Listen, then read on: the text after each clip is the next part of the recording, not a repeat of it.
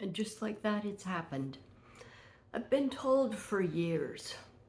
Now, that might be an exaggeration. I do like to exaggerate or embellish. It makes any story better. I've been told several times that I should start a podcast. And finally it clicked and I said, I need to start a podcast. So welcome. Welcome to my first podcast. So the first podcast is just going to be my story, where I came from, my background, and how I believe it influences where I am today. So I'm one of 3 girls, 3 sisters in a family on a farm and ranch in northern Montana. In the middle of freaking nowhere. Like, I mean 40 miles from nowhere. 40 miles to the nearest high school, 40 miles to the grocery store, 40 miles in the middle of nowhere in northern Montana. The 1960s were probably the most influential years in my life and created who I am today. I've probably lived through and witnessed things that others will never experience, and not that that's good or bad. It just is what it is. I believe your childhood is like a grocery store. You know, when you go to the grocery store, you're not going to buy everything in the grocery store. There's some really shitty stuff in the grocery store. And you're just not going to get it all. You're going to get the things that benefit you, that you want, that work for you. Your childhood's is the exact same thing. I'm not going to take everything from my childhood and bring it forward and make it into who I am. I'm going to take those things that benefited me, those things that made me stronger, those things that taught me. I think we've all got shit from our childhood that's like, oh, that was really fucked up. That wasn't right. Okay? I'm not going to dwell on that. I did everything. My sisters and I did everything on our farm and ranch. I've driven a semi. I've driven a combine. I've tilled. I've built a fence. I've run through fences. I've taken down things. I've built things. I've helped birth a calf. I've ridden horses. We just did it all. I think maybe a few of the most intriguing things that make my story me is I'm a baby boomer. So things were just so different. I had an encyclopedia and a dictionary. And that's pretty much how I learned about the world. Never touched a computer till I was in college, believe it or not. Anyway, dare I digress. The encyclopedia and the dictionary. So I thought everyone lived the way I lived, which is interesting because it doesn't allow for comparison or judgment. I didn't compare myself to anybody because I thought everybody lived the way I did, because everything I saw around me seemed to indicate that we all lived the same way. I went to a country school, small country school. I think there was 9 kids in my school. And then I went to high school in another small town. We were all kind of the same. The other thing that really sticks out is my mother called me a chameleon. She said I could go between all the different groups.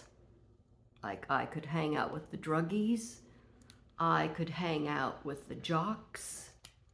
I could hang out with the studious. But I never felt like I needed to join, belong, or identify with one of those groups. I have no idea why. Isn't that crazy? I just never felt I needed to identify with a group. I had a strong sense of who I was from a young age. And yeah. I got my sisters and I in constant trouble on that farm and ranch. My mother said I wasn't a malicious child, but I was a curious child, and I acted on that curiosity, and that is true to this day. If I'm curious about something, yeah, I will bulldoze through to end and settle that curiosity. 3 girls, we pretty much raised one another. My dad was busy working, and my mom had her own set of issues she was dealing with. So the 3 of us pretty well schooled one another. We giggled, laughed, and fought together on a daily basis. Northern Montana was an interesting place to grow up in the 1960s. I remember when they were flying under radar and you heard the plane, the jet, before you saw it. I remember seeing the rivets on the underside of those jets as they would fly over our farm and ranch. Periodically, my father would call the Air Force, which was in Great Falls, Montana, and complain because it would terrify the animals as well. It was big oil and gas time. Big oil and gas. I like to say that it never really, or I remember that it really never got dark at night because there were so many oil rigs running and they were lit up bright at night. The other thing that was interesting is Minuteman missiles were going in. Us and Russia were not good friends. We were not friends at all. And we were building Minuteman missiles at a high rate of speed. And there are literally hundreds. I don't know how many Minuteman missiles there are that litter the northern part of the United States. But I grew up knowing that I had a missile in my backyard and it was aimed at Russia. And I knew Russia had a missile coming back right to me. Once again, I go back to, I didn't know anybody lived anything different. There was nothing to be afraid of because everybody lived like this. Everybody didn't live like this, but I didn't learn that until years later. The 70s were an interesting time. 70s, I was in high school and I had a dog tag. Had a dog tag for a POW in the Vietnam War. I put it on every day. I wish I had that dog tag to this day because every one of them had a POW's name and military number stamped on it. But I have no idea what happened to my dog tag. My favorite band at that time was Three Dog Night. I know, you've never heard of Three Dog Night, but take the time to listen to it. I loved Three Dog Night. I liked rock and roll. I had an, maybe I'd say an angry spirit in high school, a rebellious spirit. So I listened to a lot of rock and roll music. Three Dog Night, Kiss. Yeah, it was good music. Good music.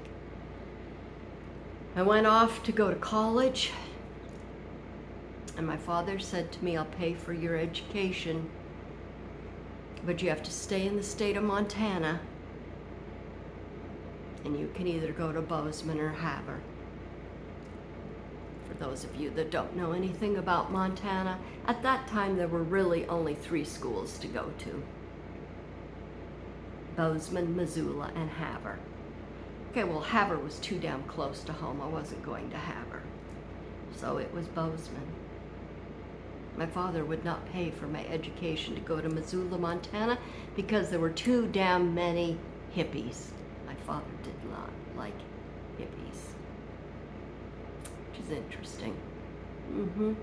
My father was pretty opinionated, hence, pretty much got that from my father. So I was raised very conservative, in a very conservative family, with conservative values. And then I went to college.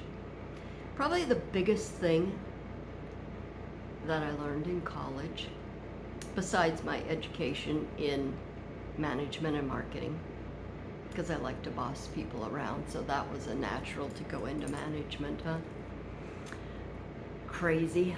The biggest thing I learned, that life is a lot more about others than it is yourself. I learned, being raised conservative, you always looked out for yourself, and you always viewed life through your own set of eyes. I learned really quickly in college that my vision was pretty shallow. I learned in college that you pick up the phone and you call a pizza business and they deliver a pizza to your front door. Never heard of such a thing. Never heard of such a thing. You must think, good God, that girl was a hick. Pretty much was a hick. I learned a lot of things that first year in college that I had never experienced before. And I think that's probably where I got my zest for life, was college and all these new, exciting opportunities that presented themselves. My curiosity was in overdrive. I learned so much about the world, so much about others, so much about myself, and off my journey went. Needless to say, I became much more liberal and much more concerned about justice in college than I ever was growing up in northern Montana. So I hope this is the beginning of a fun podcast. My podcast will be a lot directed towards women. It'll be directed towards being your best self, understanding who you are, laughing at who you are, understanding what success means. Somebody asked me, what if your podcast isn't successful? Well, my podcast has already been successful just because I stepped forward and I did it. So I define success probably very differently than most people. Has nothing to do with money, has nothing to do with power. It has more to do with one step at a time. I speak from being a baby boomer. I speak from being single. I laugh at my mistakes, which I pretty much make mistakes every day. I'm okay with making mistakes. I never knew certain things until I was much older in life.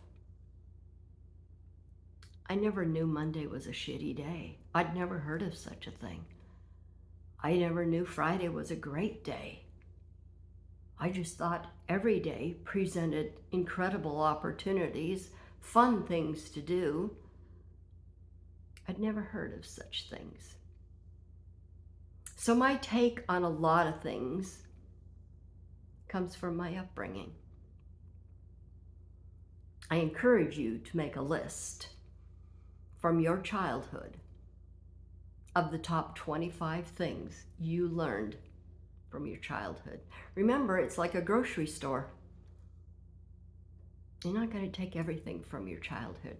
You're going to take those things that benefit you, that you learned, and that you can share with others. I'm super excited for this journey. I don't know what it's going to look like. I don't know anything about that. But I do know I'm going to have fun doing this. I have 50 topics in place, and off we go. I encourage you, if you are thinking about doing something, just do it. Just do it. I shared with very few people that I was starting a podcast. I encourage you, if you're looking to do something, don't share it with the whole world, and don't ask the whole world for advice. Tap into your intuition and tap into your belief in yourself, and just do it. Super excited. Thanks for joining me. The podcasts are going to be about 20 to 40 minutes long, and off we go. Thanks.